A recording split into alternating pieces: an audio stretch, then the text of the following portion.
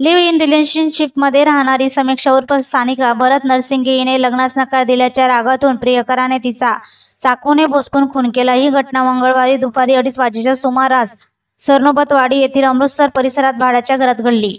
हल्लेखोर सतीश मारुती असे आरोपी प्रियकराचे नाव असून तो फरार झाला आहे। मिळालेल्या माहितीवरून समीक्षा नरसिंगे ही आपल्या मैत्रिणीसोबत सरनोबतवाडी येथील भाड्याच्या घरात राहत होती। दोन्ही मिळून इव्हेंट मॅनेजमेंटचे काम करीत होत्या। समीक्षा ही गेल्या 6 महिन्यापासून सतीश यादव सोबत लिव्ह इन रिलेशनशिपमध्ये राहत होती। सतीश तिला लग्न करण्याचा आग्रह करीत होता, पण 4 वर्षापूर्वीच समीक्षाचे लग्न झाले होते।